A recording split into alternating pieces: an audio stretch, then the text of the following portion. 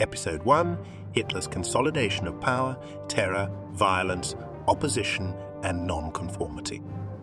This audiobook will cover the second chapter of the Fourth Germany booklet. Any additional information was procured from worksheets and PowerPoint presentations. Key question: to what extent did Hitler consolidate power by the end of 1934? Legally, the KPD was effectively banned after the Reichstag fire.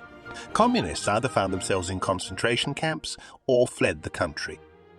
The SPD was eventually outlawed on the 22nd of June 1933 on the grounds that it was a quote-unquote party hostile to the nation and the state. Other parties dissolved themselves. For example, the DNVP dissolved on the 27th of June and the Centre Party followed suit on the 5th of July. Moreover, on the 14th of July, a law was passed which forbidden the formation of new parties. In the Volksgemeinschaft, the only political party that was permitted was the Nazi Party.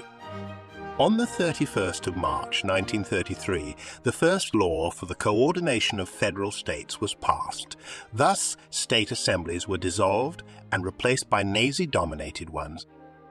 On the 7th of April 1933, the second law for the coordination of federal states was passed. This granted Reich governors the ability to oversee the government of each state, however, thus excluding Prussia. These men would be accountable to the Minister of the Interior and were responsible for ensuring that state governments followed Berlin. On the 30th of January 1934, a law for the reconstruction of the Reich was approved.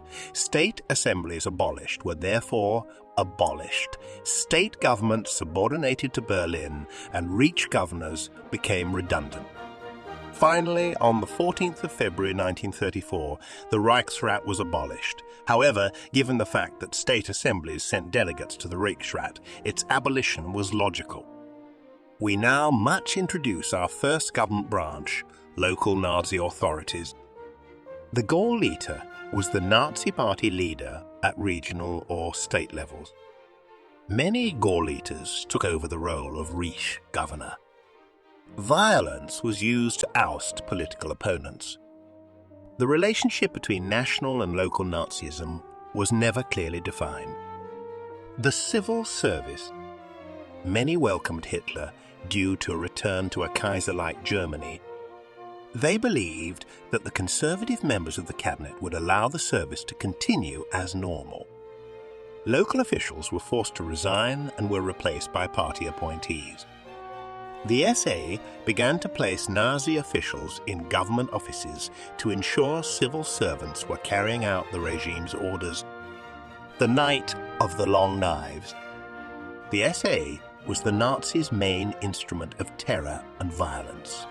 It had 3 million members by January 1934, and following the SA merged with the Stahlhelm group, they managed to create an auxiliary police.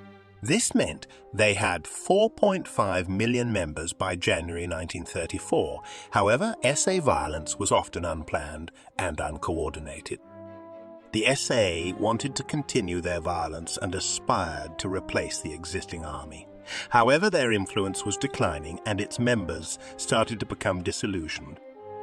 The army was the only institution that could remove Hitler from office, as it was loyal to Hindenburg and not Hitler. This meant the army remained independent. The ambitions of the SA's leader Ernst Röhm were regarded as a serious threat by the army's leaders.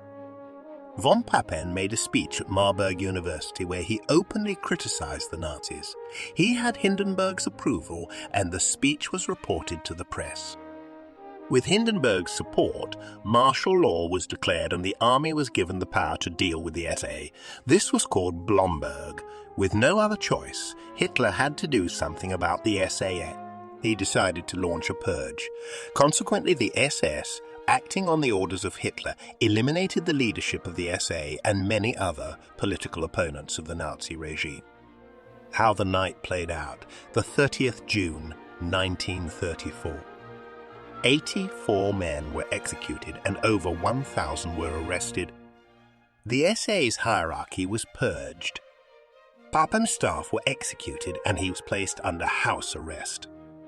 leading conservatives were also purged.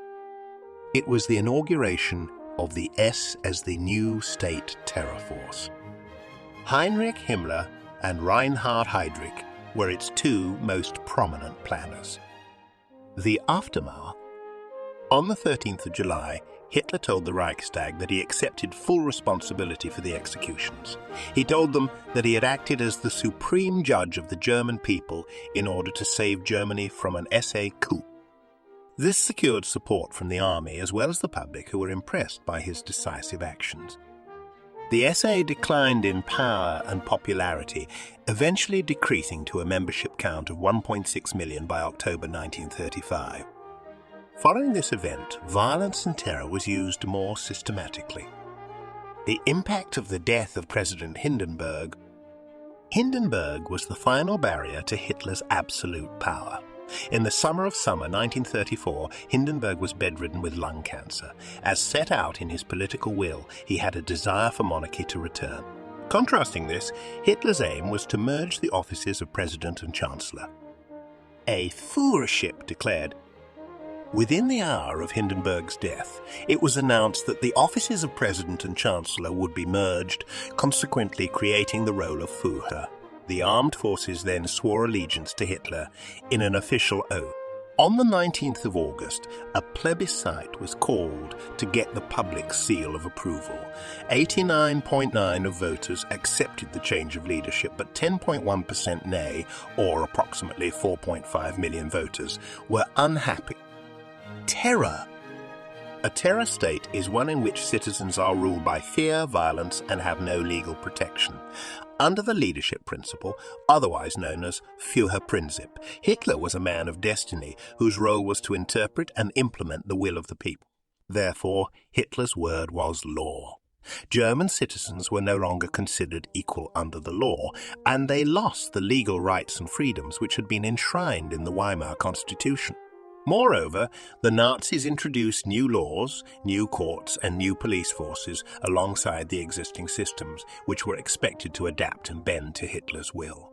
Gradually, the SS under Heinrich Himmler took control over the various police agencies. Opposition. The parties of the left, noticeably the SPD and the KPD, were expected to mount the stiffest resistance to Hitler. Indeed, Hitler himself feared that the unions, which were linked to ESPD, would stage a general strike to thwart the Nazi takeover in 1933, just as they had done in 1920 to defeat the Kapp-Putsch.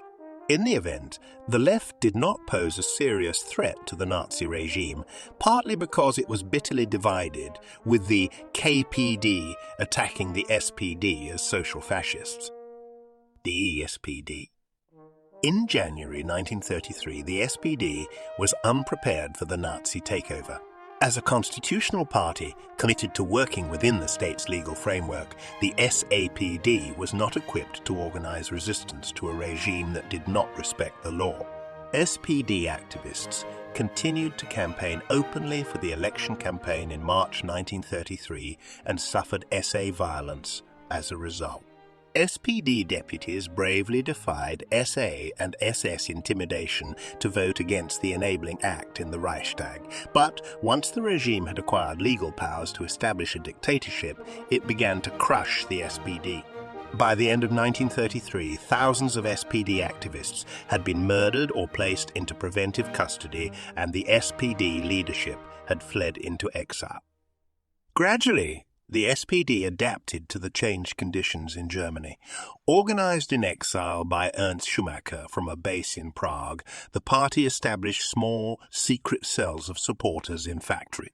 There were also some city-based groups, such as the Berlin Red Patrol. Propaganda pamphlets were smuggled across the border from Czechoslovakia. The constant fear of exposure and arrest by the Gestapo limited the scope of these illegal activities. The priority for those involved was to survive and be prepared for a future collapse of the regime rather than to mount a serious challenge. The AKPD. With its background in revolutionary politics, the KPD was much better prepared than the SPD for engaging in underground activity. The KPD was, however, devastated by the wave of repression unleashed upon communists in Germany after Hitler came to power. It was the first party to be banned, and its leader, Ernst Thälmann, was arrested at an early stage. About 10% of the KPD's membership was killed by the Nazis during 1933. Nevertheless, the KPD established an underground network in some German industrial centers. Revolutionary unions were set up in Berlin and Hamburg to recruit members and publish newspapers. All these networks were, however, broken up by the Gestapo. Secret communist activity was not completely eradicated by the Gestapo in 1934 and 1935. Factory cells were established, and contact between members was confined to word of mouth to reduce discovery. As with the SPD, however, the priority of communist cells was very much on survival, since the party had ceased to exist and no serious challenge to the regime was possible. Resistance by workers. Before 1933, the German working class was the largest and most unionized workforce in Europe.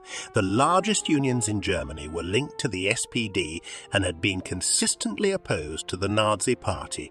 After January 1933, however, union resistance crumbled surprisingly quickly. The ideology of class conflict had sustained the trade union movement before 1933. After the Nazis came to power, the trade unions were absorbed into the DAF, German Labour Front, and Nazi propaganda emphasized the importance of national as opposed to class solidarity. Taking strike action was very risky, but strikes did occur.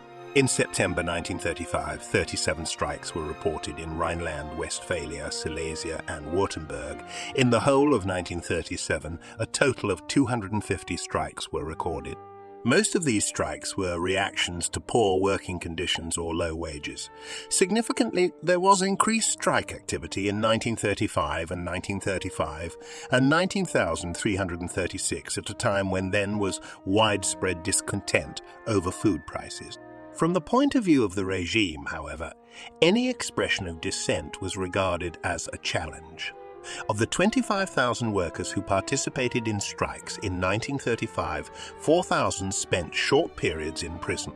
After a 17-minute strike at the Opel car factory in 1936, 7 ringleaders were arrested by the Gestapo and imprisoned. There were also less overt, but nonetheless effective, means by which workers could express their dissatisfaction. Absenteeism was often a reaction against the pressure to work longer hours. The regime was so concerned about the level of absenteeism in 1938 that new labour regulations were introduced, laying down severe penalties for slackers. In 1938, for example, the Gestapo arrested 114 workers at a munitions plant in Gleiwitz for absenteeism and slow working. Another tactic by some workers was to deliberately damage their machinery.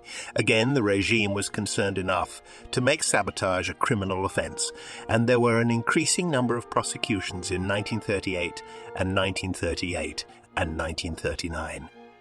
Resistance by the churches. The Christian churches were the only organizations in Nazi Germany that retained an alternative ideology, independent of the regime. The churches also retained some organizational autonomy. This placed the churches in a powerful position. The influence of the pastor or the priest in many communities was at least as important as that of the Nazi Party. On the other hand, the churches were well aware that in a sustained conflict with the regime, they would be the losers.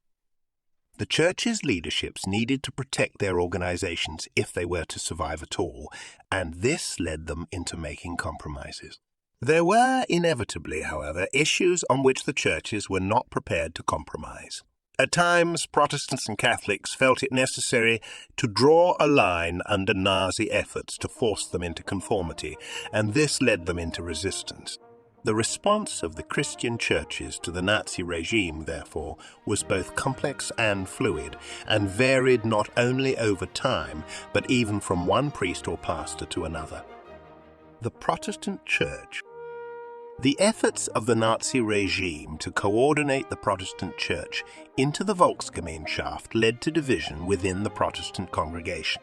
The establishment of the Pastors' Emergency League in 1933 and its development into the Confessional Church in 1934 were in themselves acts of resistance. This was led by pastors who were not members of the Nazi Party and who came largely from academic backgrounds. Their refusal to accept being part of a coordinated rich church was due to three main factors. Factor 1. They were trying to protect the independence of the Protestant Church from the Nazi regime. Factor 2. They were resisting the attempt to impose the Arian paragraph on the church. This involved purging from the church any pastor who had converted from Judaism. Factor 3. They were trying to defend Orthodox Lutheran theology, which was based purely on the Bible. During 1934, there was a growing struggle between the confessional church and the Nazi regime. Pastors spoke out against the Nazified Christ from their pulpits. Many churches refused to display the swastika flag. When two confessional church bishops were arrested, there were mass demonstrations in their support. The Nazi regime responded with increased repression. Dissenting pastors had their salaries stopped. They were banned from teaching in schools and many were arrested. By the end of 1937, over 700 pastors had been imprisoned. The Nazi regime failed to silence the confessional church, but for its part, the confessional church did not form full opposition to the regime. The majority of its members professed their loyalty to Hitler and the Third Reich. Much of their energies were expended in fighting the bitter internal struggle against the official Reich Church, with the result that the Protestant churches became rather inward-looking. Although individual pastors risked their lives and liberty in speaking out against the barbarities of the regime, the churches as a whole remained silent. There was no sustained defense of human rights and no official condemnation of atrocities, issues on which the churches might have been expected to give a moral lead. The Roman Catholic Church.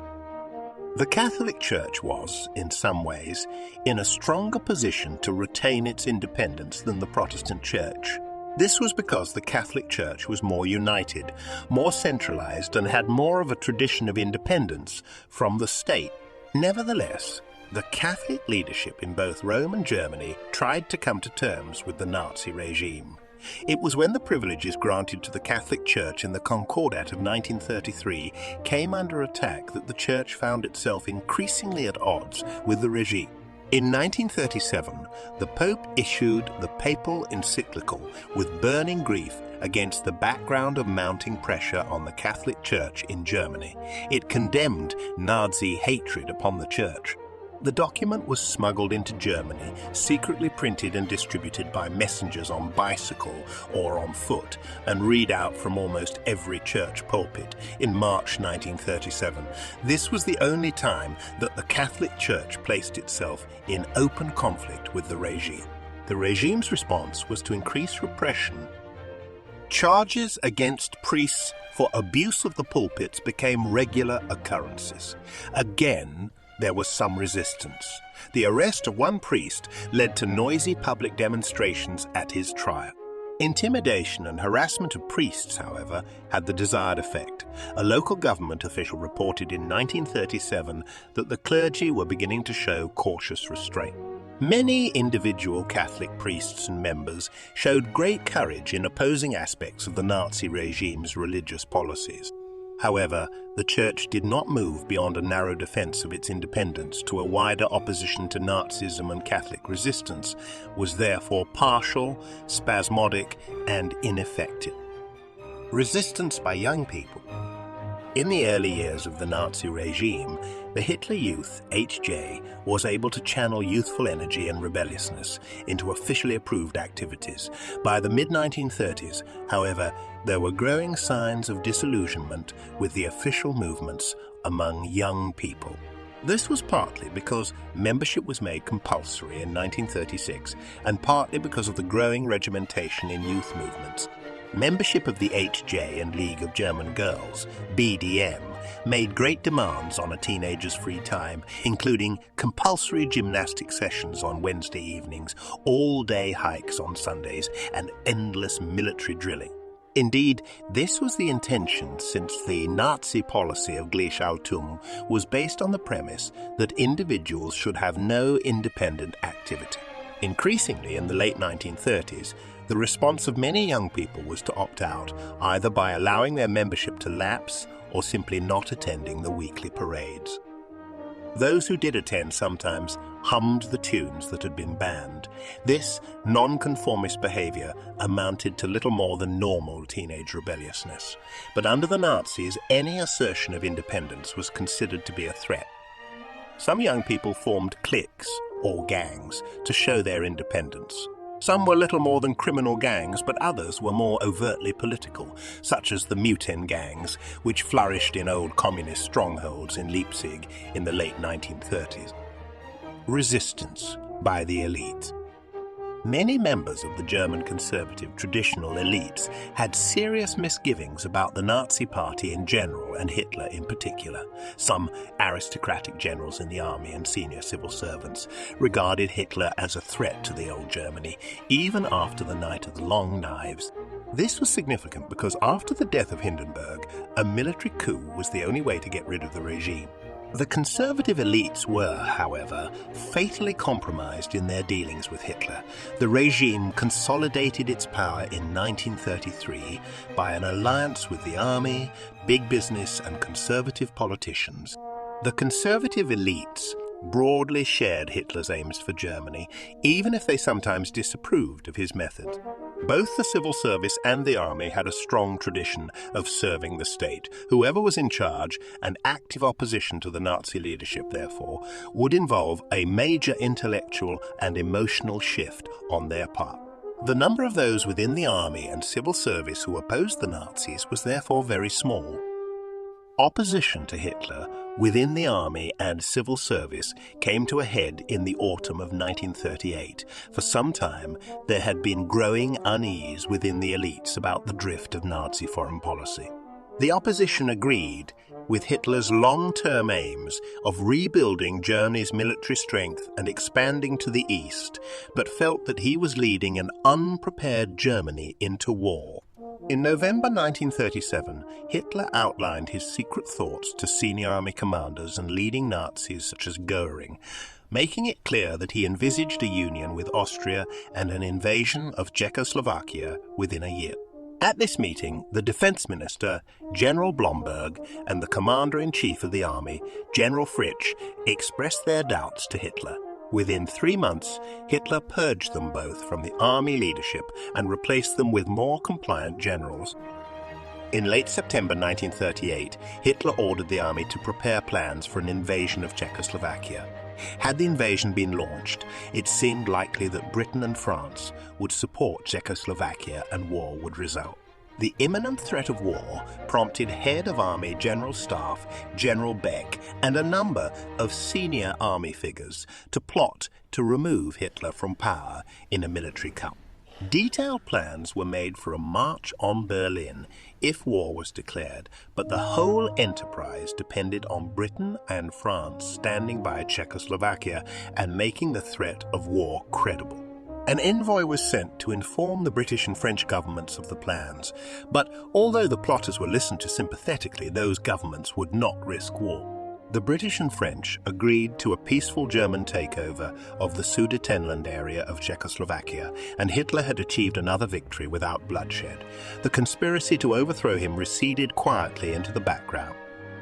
The extent and effectiveness of opposition.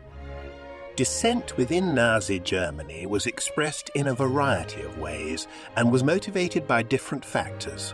Grumbling about economic hardship appears to have been widespread at times. This was essentially non-political, but in a society in which the regime demanded total subservience and conformity, even a moan about the shortage of essential foodstuffs could lead to arrest and criminal charges. Propaganda, indoctrination, and repression had created an atmosphere in which the vast majority of Germans were prepared to support the regime. There was no basis for an organized and sustained resistance in Nazi Germany, certainly not one commanding mass support. Opposition to the Nazi regime was therefore fragmented and hampered by the fact that, even among those who were prepared on occasion to speak or act against the regime, there was a belief that the Nazi regime should be credited with having restored order, prosperity, and national pride and ride Germany of its internal enemies, establishing the machinery of terror through the court system. The machinery of terror ultimately all came under the control of the SS. However, initially the government had to rely on the existing courts to sentence their enemies. The long tradition of independence posed a problem for Hitler, and he was angry that the Supreme Court acquitted all but one of the defendants in the Reichstag fire trial. In order to coordinate the justice system, Hitler dismissed a number of judges and state prosecutors, merged all professional associations of judges and lawyers into the front of German law in April 1933, and made it clear that the career prospects of judges and lawyers depended on their doing the regime's bidding, and introduced new courts. Special courts were set up in 1933 and the People's Court in April 1934 to run alongside the existing court system. Between 1934 and 1939, around 3,400 people were tried by the People's Court, which had 3 Nazi judges alongside 2 professional judges and no rights for appeal. Many of these were given the death penalty. It wasn't until the Second World War that the remaining independence of the judges and courts were completely destroyed. By 1939, in order to qualify a judge, it was necessary to make a serious study of National Socialism and its ideological foundations, and in April 1942, the government announced that it would remove from office judges who clearly failed to recognize the mood of the hour. In August 1942, Otto Thierack, an SS group leader, was appointed Minister of Justice, and the senior officials at the ministry were replaced by men more loyal to the Nazis. It became the norm for public prosecutors who represented the Nazi state to indicate to the judges beforehand what their verdicts should be. The concentration camps. Concentration camps were first set up in the early months of 1933 and used in the SA's campaign of violence against socialists and communists. The first camps included Dachau and a number of temporary camps. Many of the temporary camps were closed the following year to reassure Hitler's nationalist allies that the Nazi revolution was over. By May 1934, there were only a quarter as many prisoners as there had been the year before, as torture and brutality weakened the resistance of Hitler's original opponents, especially communists, socialists, and trade unionists. All concentration camps came under SS control after 1934, and treatment of prisoners became more systematized. The original camp commandant of Dachau was replaced with Theodor Eicke of the SS, who introduced a more disciplined regime and turned Dachau into a model for all future concentration camps in Germany. After 1936, the camps were reoriented to deal with undesirables, including habitual criminals, asocials, and non-Aryans. The concentration camp system in Germany expanded greatly during the war, and increasing numbers of foreigners, including resistance fighters in Nazi-occupied Europe, were sent to the camps, soon outnumbering the original German inmates. And in Poland, from 1942 onwards, the camps were used to exterminate Jews from different parts of Nazi-occupied Europe on a large scale. In addition, the camps were increasingly used as sources of labor. In September 1942, prisoners from the regular prisons in Germany were transferred to them. The block wardens.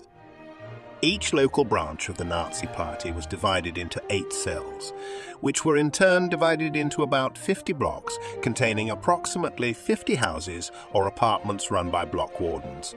Their job was to make sure that everyone displayed Nazi flags outside their homes, attended mass rallies on special occasions, and keep surveillance on politically unreliable people. Those prepared to denounce someone they suspected as unreliable would first make their accusation to the block warden. The development of the SS. By 1933, the SS, originally a section of the SA, numbered 52,000 and had established a reputation for blind obedience and total commitment to the Nazi cause. Himmler had also created in 1931 a special security service, SD, to act as the party's own internal security police. In 1933 and 1934, Himmler assumed control of all the police in the Länder, including the Gestapo in Prussia. Hitler turned to Himmler's SS to carry out the purge of June 1934, and its loyalty and brutal efficiency on that night had its rewards, for it now became an independent organization within the party. In 1936, all police powers were unified under Himmler's control as Reichsführer of the SS and chief of all German police, including the Gestapo. In 193, all party and state police organizations involving police and security matters were amalgamated into the RSHA, otherwise known as the RSHH, otherwise known as the Reich Security Office, which was overseen by Himmler but coordinated by his deputy. The key functions of the SS. Intelligence gathering by the SD. They were responsible for all intelligence and security, controlled by Heydrich but part of the SS. All its responsibilities grew as occupied land spread. Policing by the Gestapo and the Kripo. The Kripo was responsible for the maintenance of general law and order. For example, theft, whereas the Gestapo was the key policing organization for upholding the regime by using surveillance and repression. It could arrest anybody without trial. After 1936, the two organizations were linked, and the Gestapo often relied on the work of the Kripo, as it had relatively few top agents. The Gestapo had a reputation for brutality, and it could arrest and detain anyone without trial. Disciplining the opposition. Torture chambers and concentration camps were created early in 1933 to deal with political opponents, mainly socialists and communists. In 1936, the number of inmates was still limited to about 6,000. Thereafter, this increased dramatically when, using Dachau as the model, the Nazis began to formalize their system of concentration camps. They then started to round up anyone who did not conform, including asocials, beggars, gypsies. The numbers grew to 1,000 by 1939. Military action by the first units of the Waffen-SS. The Waffen was racially pure, fanatically loyal, and committed to Nazi ideology. It numbered around 14,000 soldiers in 3 units by 1938, but its influence grew rapidly after the Blomberg-Fritsch crisis of 1938 and as anti-Semitism intensified. Limits to the power of the SS. The Gestapo only had around 40,000 agents for the whole of Germany, so a large city like Frankfurt would be policed by about 40 to 50 agents. The police apparatus of the GDPR from 1949 onwards was more extensive in its control of citizens' daily lives than the Gestapo. Most of the work of the Gestapo was prompted by public informers and was often gossip that generated a lot of paperwork for very limited return. The machinery of terror did not completely eliminate dissent and opposition, though it did make it much harder for resistance to succeed by infiltrating the structures that allowed resistance to spread.